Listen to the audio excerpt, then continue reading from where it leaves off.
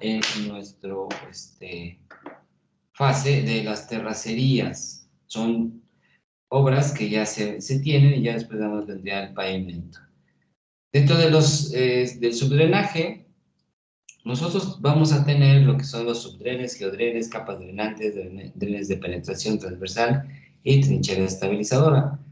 Algunos otros tipos de subdrenaje muy especializados, bueno, se tendrá que ver en las condiciones que se tenga del camino. Entonces, los subdrenes es simplemente establecer una, como dice ahí, una red de conducción de agua, la cual su objetivo es sacarla lo más lejos posible.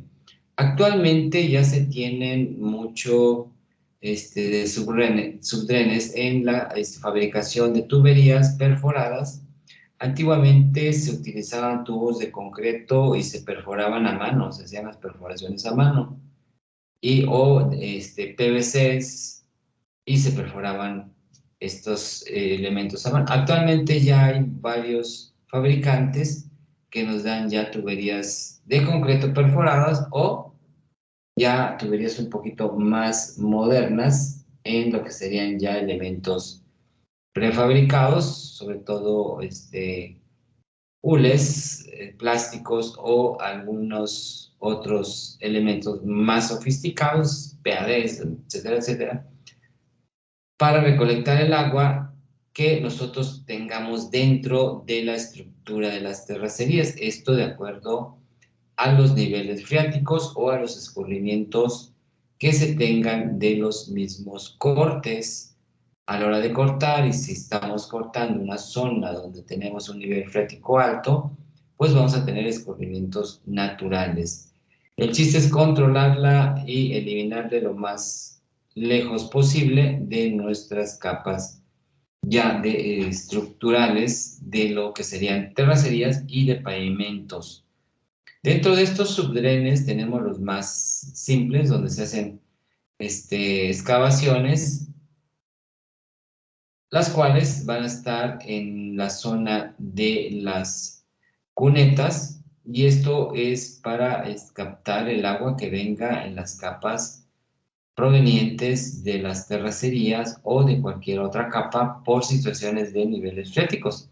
Se coloca un tubo perforado en una zanja, la cual va a tener un filtro de arena, principalmente para que no tengamos asorbes dentro del tubo. Es un filtro que se va a manejar. Entonces tenemos ya tuberías especiales, las cuales se colocan ya mediante excavaciones abajo de donde van a ir las cunetas, y se pueden meter geomembranas, geotextiles también para minimizar la humedad o el agua que pueda ser captada en la que sería nuestra zona del subdreno. Entonces, sí se tiene que efectuar un buen análisis del comportamiento de nuestro terreno para evitar todo esto. Esto, recuerden, se hace mediante la mecánica de suelos, pero muchas de las veces no se logra obtener esta información debido a que si se va a hacer un corte y en ese corte se encuentran algunos mantos freáticos o por situaciones de capilaridad, nosotros podemos tener problemas de drenaje en la parte interior, o sea, en el subdrenaje. Entonces, se colocan los tubos perforados, las perforaciones hacia abajo, y se va a colocar una pequeña capa de arena, grava arena, bien graduada, para que se funcione como un filtro, y después se puede hacer ya el terraplén de la parte superior para la construcción de las cunetas correspondientes a el pavimento. Entonces, hay muchas formas. Aquí están haciendo con recargues de roca de la misma excavación para que esto pues, no salga lo más costoso posible. Se va colocando el filtro para todos. Aquí estamos viendo otra Vean, en otra parte ya se tiene hasta la carpeta asfáltica, pero se detectó una filtración y entonces se construye este subdren, después se va a perfilar la cuneta y con esto pues ya quedaría perfectamente protegida nuestra estructura.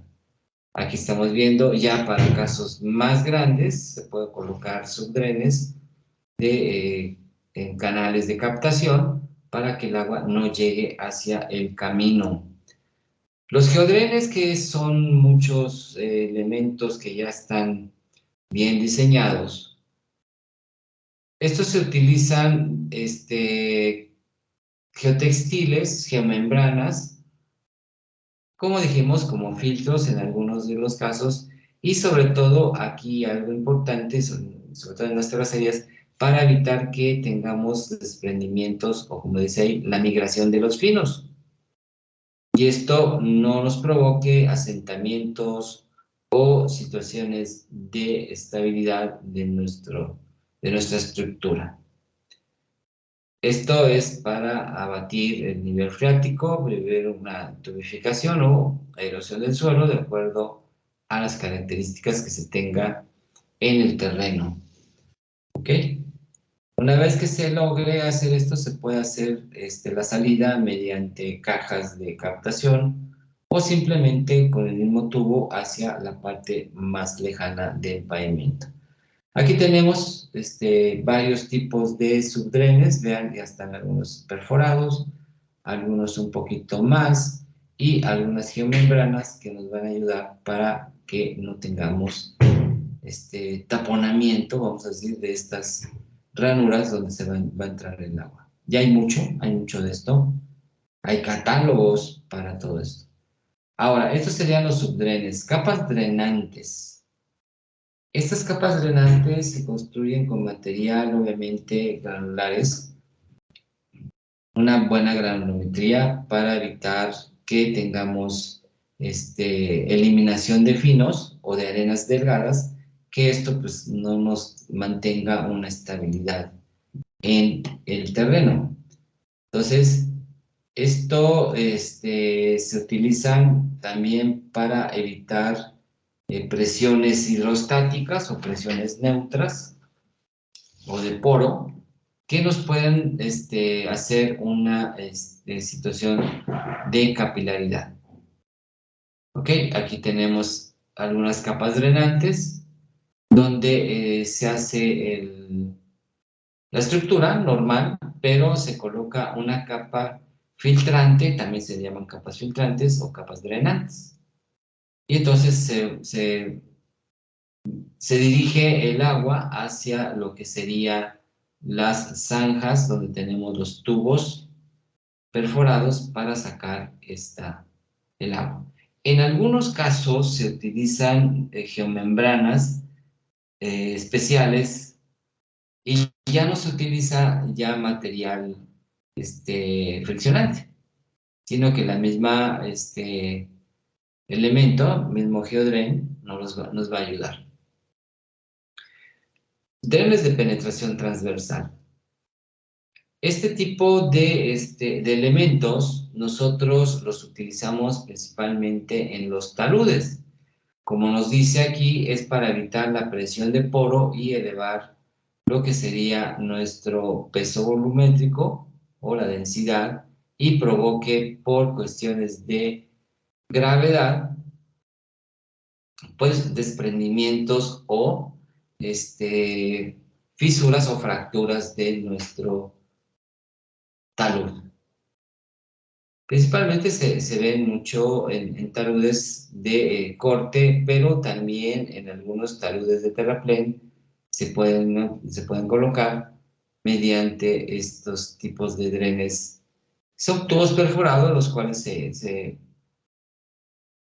colocan en lo que sería el respaldo, como vemos en la imagen.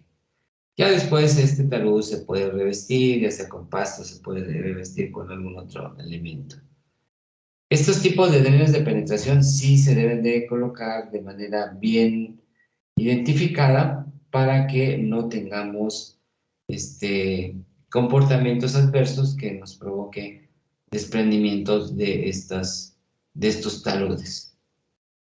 Se utilizan barrenadoras especiales para que coloquen ellas mismas la tubería eh, a los lugares donde se encuentra la concentración del agua freática o del agua que pueda salir por presión de poro.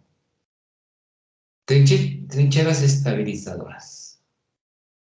Entonces, estas también vienen siendo zanjas, por decir, las cuales se colocan con materiales granulares y estas van a evitar que tengamos algún deslizamiento en nuestros taludes. Se pueden hacer varias trincheras que son obviamente un poquito más económicas que colocar ya tubos o elementos de mayor costo, sobre todo geotextiles, geomembranas. Aquí simplemente se excava, se coloca material drenante y se dirige el cubrimiento hacia las partes laterales de los cortes y con esto eliminamos el agua que se puede estar filtrando dentro del suelo. ¿Ok? Entonces, todos estos elementos son elementos de subdrenaje un poquito de mayor cálculo y de mayor costo hacia nuestra estructura, en las cuales en algunos casos, como lo repito, no fueron detectadas en el momento del proyecto. Estas se detectaron ya en la construcción del camino. Entonces, son conceptos o son trabajos no considerados, los cuales se tienen que pagar de manera forzosa debido a que son necesarias. No son porque se le ocurrió al contratista, sino que se hace el estudio y se determinan estos elementos. Entonces, tenemos este tipo de drenajes subterráneos, los cuales son bastante importantes. Bueno, con esto terminaríamos todo lo que serían nuestras terracerías, desde el despalme, todo, hasta ya la construcción de nuestra primera capa de calidad, que sería la capa subrasante. La capa subyacente, pues no es tanto de calidad, pero sí es de reforzamiento. Pablo, adelante.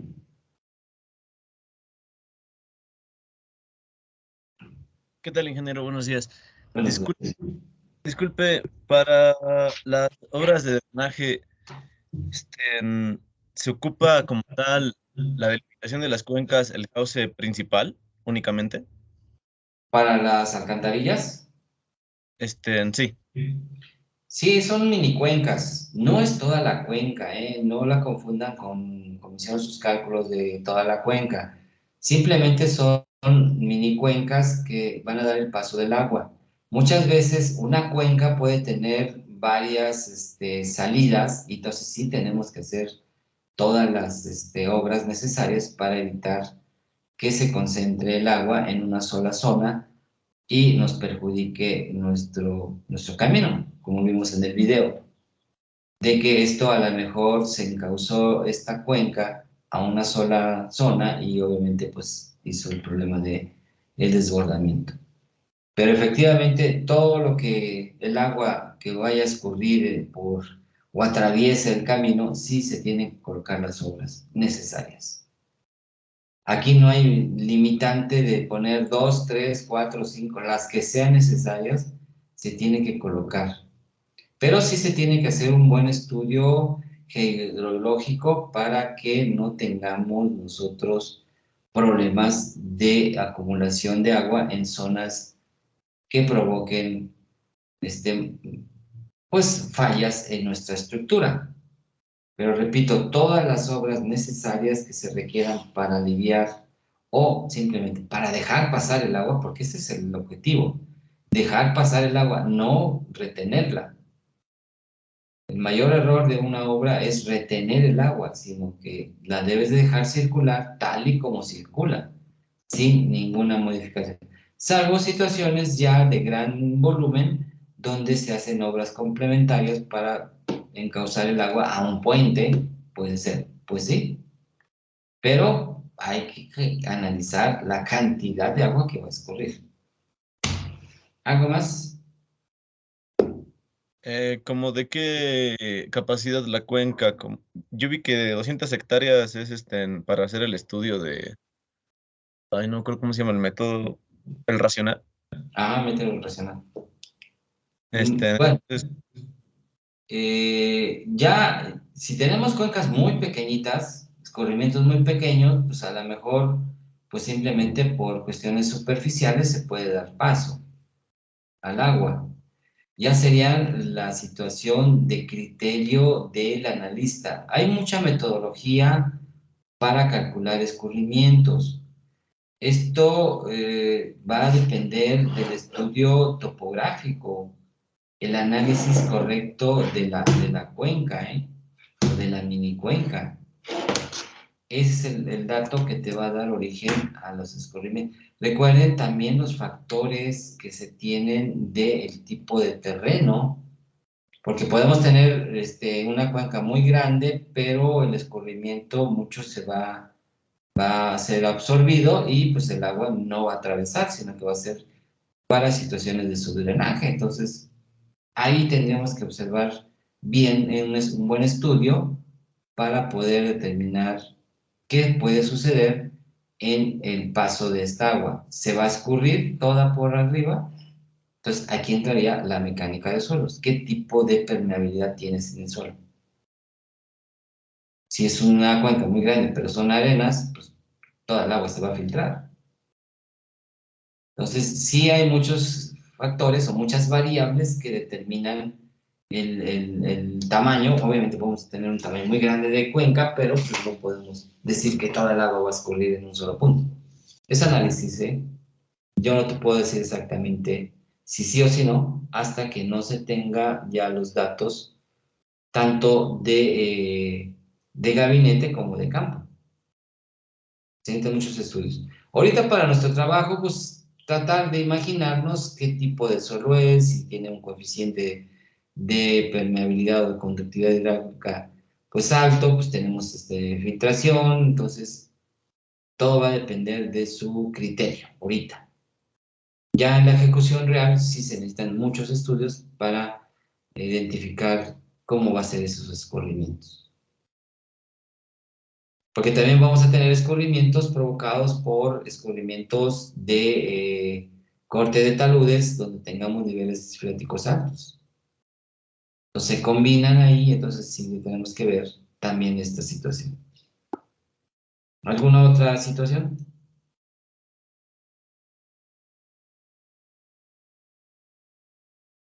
eh, Bueno, por mi parte era mi inquietud. ok. Gracias. ¿Alguien más? ¿Alguna duda? Aquí estamos terminando todo lo que es terracerías, ya cálculos de alineamiento vertical, horizontal, proyecto geométrico, eso ya lo vamos a dejar a un lado para irnos ya a las situaciones de la ejecución y los procesos constructivos de lo que serían las diferentes capas.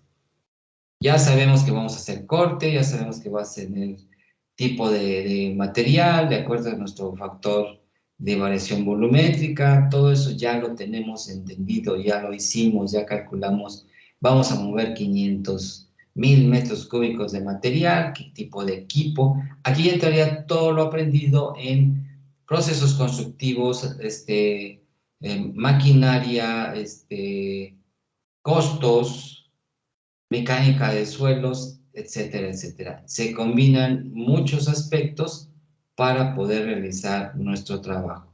Primer punto, ¿qué tipo de suelo tienes? Si tienes rocas, si tienes materiales gruesos o materiales finos, cuál es el equipo que vas a utilizar para hacer estos trabajos para que no tengas errores en la construcción de tu camino.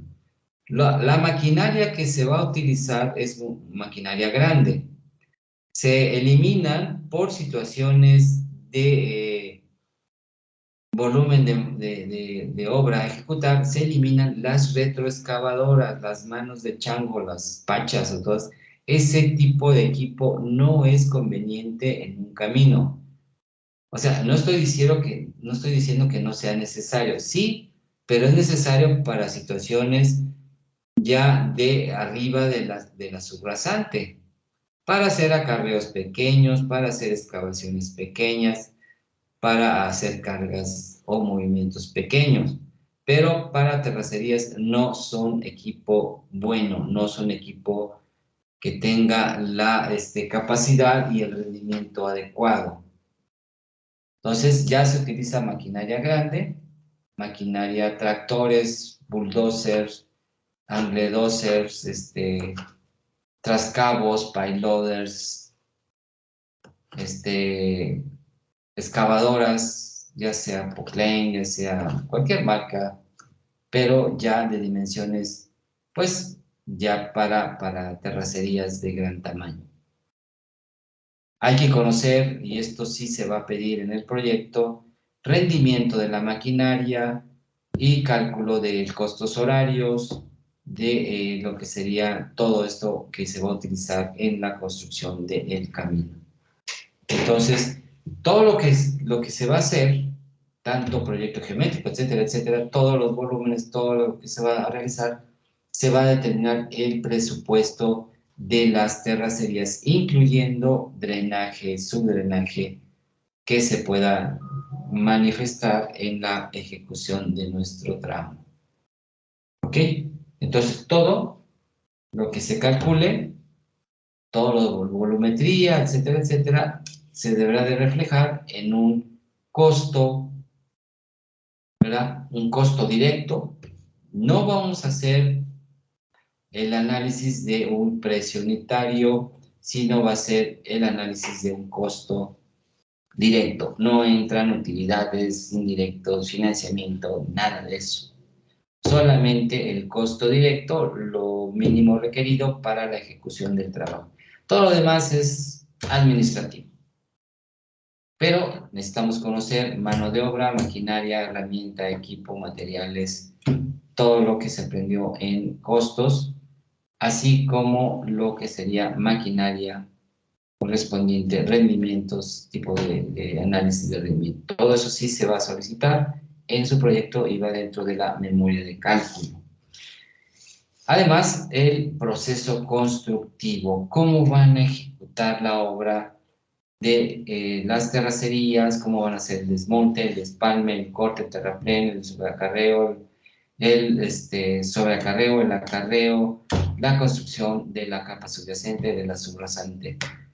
Drenaje, tipo de drenaje, cómo se va a construir, mamposterías, concretos. Todo esto también entra en el proyecto final. Entonces, es mucho trabajo, sí, y aquí lo importante debe ser la ejecución de un proyecto, mencionando el proyecto constructivo de esta obra, no de todas las obras en general, porque muchas veces nada más copian procesos constructivos generales, pero no hacen el proceso constructivo de su obra. Yo me fijo mucho en esto que sería, ¿cuál es el proceso constructivo de esta obra de la que ustedes van a hacer? Si me mandan un proceso constructivo general, no sirve porque no representa a su obra. Entonces, mucho cuidado con eso, sus costos horarios, sus costos directos, sus materiales, su mano de obra, rendimientos, todo eso es parte de un buen trabajo, el cual se va a reflejar en esto que estamos mencionando, se refleja todo lo anterior, todo lo que es el proceso del proyecto de este camino, el proyecto geométrico. Ya en realidad ya no nos interesa tanto las dimensiones de cada uno de ellos, sino que la volumetría de cada uno de los elementos que componen su camino.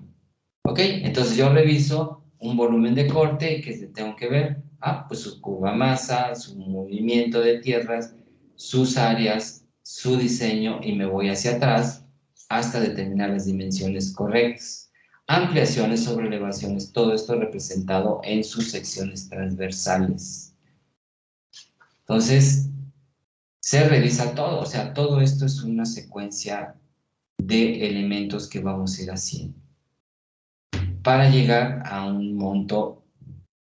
Y el monto va a ser, el costo directo va a ser de un solo kilómetro. ¿Cuánto me cuesta hacer un kilómetro? Y obviamente deberán de representar el kilómetro que estén ustedes diseñando. Diseñan un kilómetro de su carretera, o sea, van a tener varios kilómetros y seleccionan uno que va a ser representativo a la obra que están ejecutando realmente, con todos los datos de ese kilómetro exclusivamente. Para que me digan, ah, pues me salió en 45 millones de pesos, ok, ¿cuántos kilómetros vas a hacer? Ah, 10, ah, pues 45 por 10, es que un presupuesto aproximado del costo total de su obra. ¿Alguna pregunta acerca de esto? ¿Que es mucho trabajo? Sí, sí, sí, desgraciadamente así es demasiado trabajo porque se complementan muchísimos elementos en un solo elemento. ¿Algo más?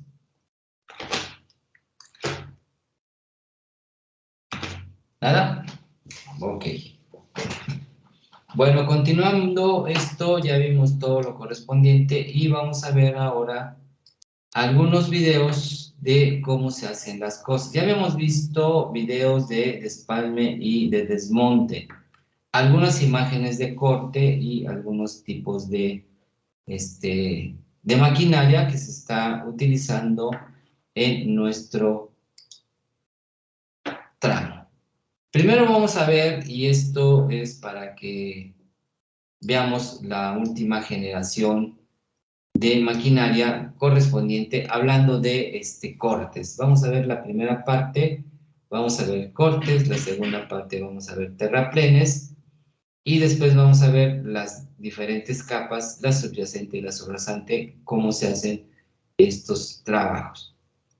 Pues vamos a ver, desde una máquina, vamos a ver el video de un tractor, el más grande que fabrica Caterpillar, que es el D11, un tractor D11. ¿Cómo es este tractor? ¿Cuáles son sus componentes? Eh, Esto no por el simple hecho de conocerlo, sino por la situación de que en algunas de las veces nos toca estar en un tramo y nos toca, pues, observar maquinaria para obtener rendimientos o simplemente para su funcionamiento. Es bueno conocer maquinaria para que entendamos cómo es su funcionamiento y sepamos también cómo se trabaja. Vamos a ver, este tractor es el Caterpillar D11 y vamos a ver qué es lo que nos dice la Caterpillar.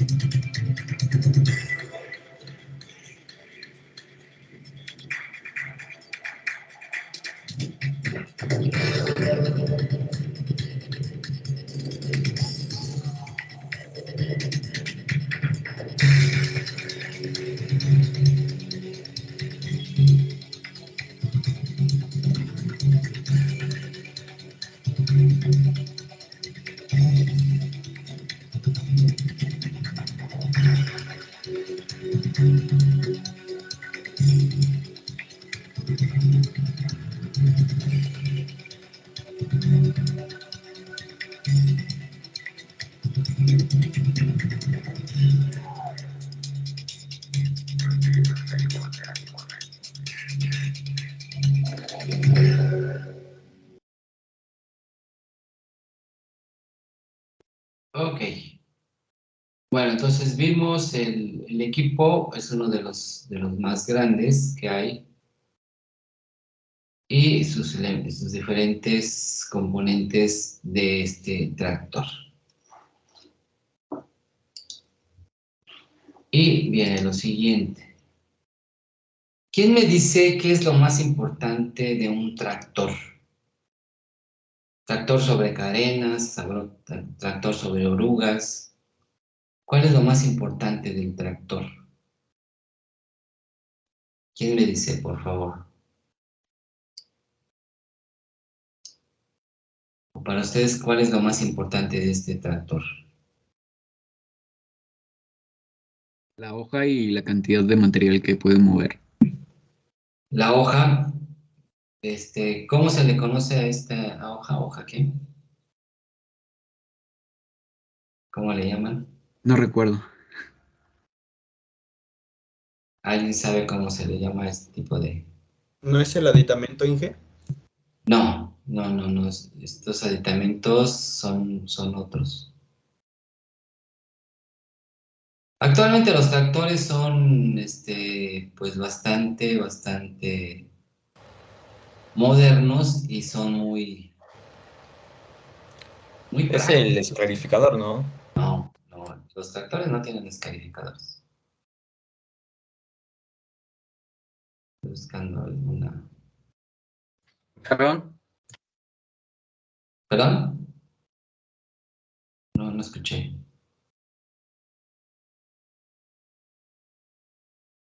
El tipo, bueno, aquí tenemos lo que serían las cadenas con sus diferentes rodillos o tránsitos, que son estas.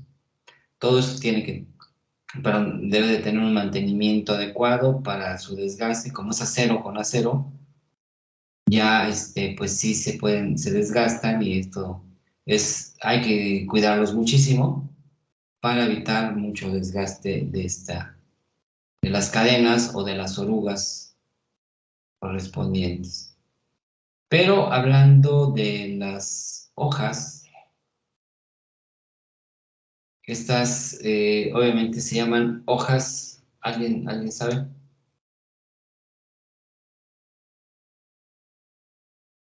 Bueno, hablando de esto, no es el Reaper, no es el Reaper. El Reaper es esto que está acá atrás. ¿No es la hoja topadora? Son hojas topadoras o también conocidas como cuchillas, pero en realidad su nombre correcto son hojas topadoras. El Reaper es muy similar al escarificador. El escarificador es el de la motoconformadora. En el tractor se le conoce como Reaper. El Reaper el nombre en español, es desgarrador. Es un desgarrador. Puede tener dos o puedes tener tres cuchillas, perdón, tres puntas, las cuales, pues obviamente se van desgastando. Ya la cabina ya es una zona de confort, olvídense, esto es para... Antiguamente los operadores eran gentes bastante musculosas, ahora no, ahorita es tener palanquitas, botoncitos y hasta cámaras de video, aire acondicionado, lo que sería el asiento es con gatos hidráulicos. No, no es una chulada estar ahí adentro. Cierras la puerta, son totalmente acústicos, son totalmente, eh, evita la entrada de polvo, no, ya son para generaciones de cristal para que no se ensucien las manos. Entonces, actualmente pues ya hay mucha tecnología en las cabinas pues de la mayor parte de las máquinas. Entonces, es una zona de tablero de control de todo tipo. Cámaras, sensores, botones, aire acondicionado, calefacción. Si quieren, está estéreo cuadrafónico con sonido de cualquier... No, es una situación ya muy, muy cómoda. Antiguamente, pues no. Antiguamente sí. Si tenías un techo de lona ya era ganancia. Ya tienen cámaras de reversa, sobre todo en este tipo de equipos, pues sí, una consola de instrumentos pues bastante grandes, sistemas computarizados. Actualmente ya se le puede colocar terminales de GPS, indicadores de posicionamiento. No, es una locura. Ahí estamos viendo el Reaper, aquí es para tres puntas. Ahí está dice control opcional del Reaper automático. Bueno, tienen ya muchas cosas bastante. Aquí está su sistema ya de computadora, ya lo tienen.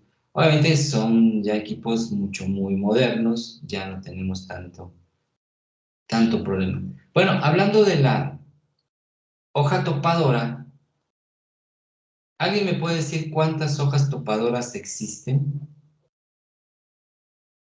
¿Cómo se llaman?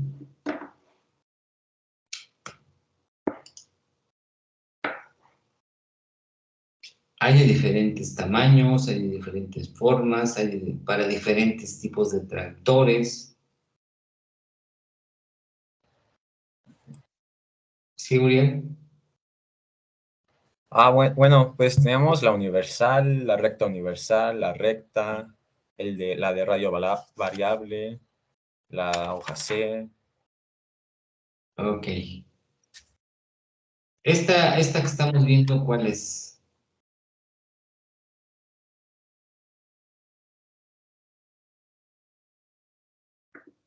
¿Cuál es esta que tiene este tractor? ¿Cuál es la hoja topadora que tiene? La recta S. No, no es la recta.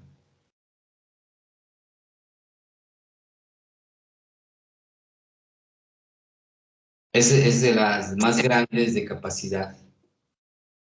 Sería la universal, ¿no? Pues la universal es la más grande, la más potente, la que va a tener mucho mayor capacidad de, de mover material. Si yo voy a tener un tractor de este tamaño, pues me voy a poner una cuchilla, pues la más grande. Entonces, todos este tipo de hojas que se pueden utilizar, dependerá también mucho del motor y de la fuerza que pueda tener el tractor para poder moverla. Ahora, todos estos elementos que vemos en la parte inferior y todos los que están aquí, pues son elementos que los podemos cambiar porque son los que se van a desgastar. Ya normalmente la mayor parte de los contratistas le aplican una soldadura especial a la parte superior, le ponen cordones de soldadura para tener una especie de mayor grosor de la cuchilla, por decirlo así, y evitar el desgaste. ¿Cómo se llaman estas puntas? Ya lo habíamos dicho. Las puntas estas que sobresalen. ¿Cómo se llaman?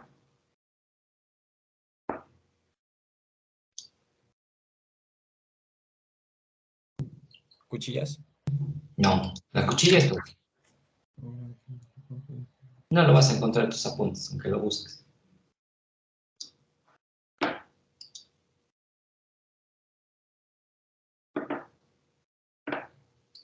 ¿Alguien sabe cómo se llaman? Bueno, ahorita les decimos. Estos elementos, estas puntas, pues, son las más importantes para, bueno, la función principal del tractor es cortar y hacer algunos sobreacarreos. No es su función sobreacarrear, pero debido al movimiento que están cortando, pues sí hacen un sobreacarreo, pero a distancias pequeñas. ¿Por qué a distancias pequeñas? Porque el desgaste es muy fuerte en sus componentes. Muchas de las veces, y esto ya lo han visto muchos contratistas, hacen el trabajo y obviamente pues cortan y lo dejan después para ser acarreado mediante camiones y cargado por ya sean excavadoras o por cargadores, ya sean sobre todo los trascabos. ¿Ok? Porque sí es mucho el desgaste y su costo pues sí es alto, sobre todo en este aspecto. Entonces tenemos gran potencia en este tipo de tractores. Son potencias grandes, o sea, son ya para este tamaño tenemos aproximadamente una potencia, ya les digo, un de 11. ¿Cuántos caballos de fuerza tienen? Tenemos un de 11T, que es creo que un de 11R, y tenemos una potencia de 850 caballos de fuerza. 850 caballos de fuerza, muchísimo. La capacidad de combustible del diésel es de 1.600 litros. Imagínense, 1.600 litros se requieren de para poderlo mover. Gastan demasiado combustible, sí es una situación bastante fuerte en el costo del combustible, pero así como gastan, pues mueven material. El objetivo es que muevan material. Pueden tener dos tanques de combustible, uno de 1.600 y otro más grande de 1.900. Ok, bueno, todo esto lo pueden ver, 113 toneladas de peso de equipo. Pues imagínense. Entonces, se utilizan para casos muy especiales, no para cualquier tipo de camino.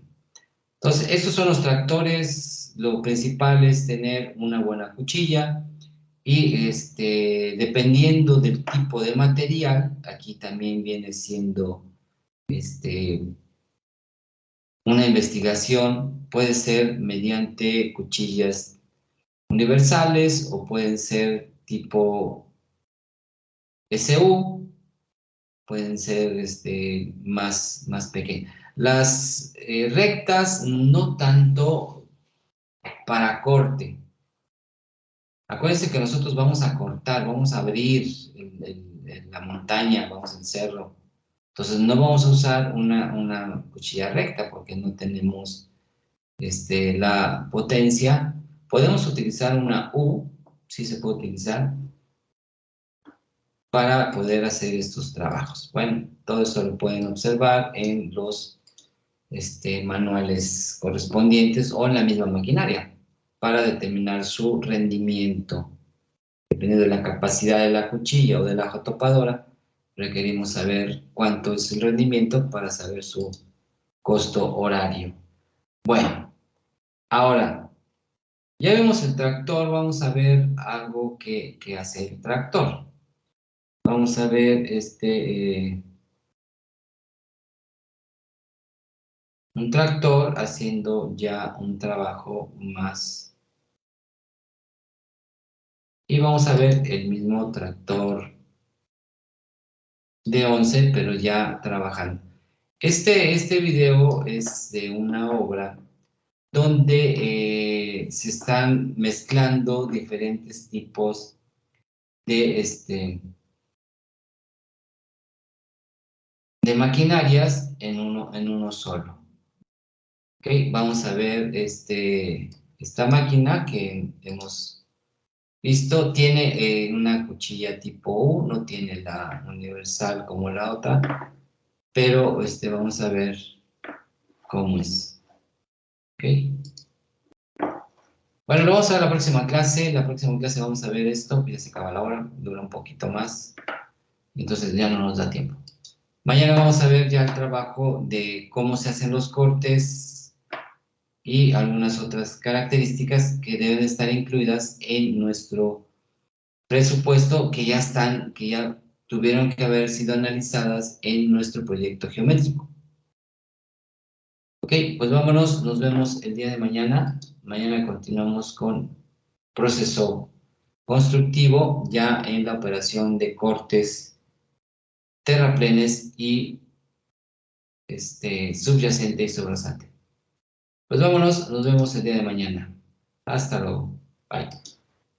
Hasta mañana. Hasta luego, Inge. Mañana. Mañana.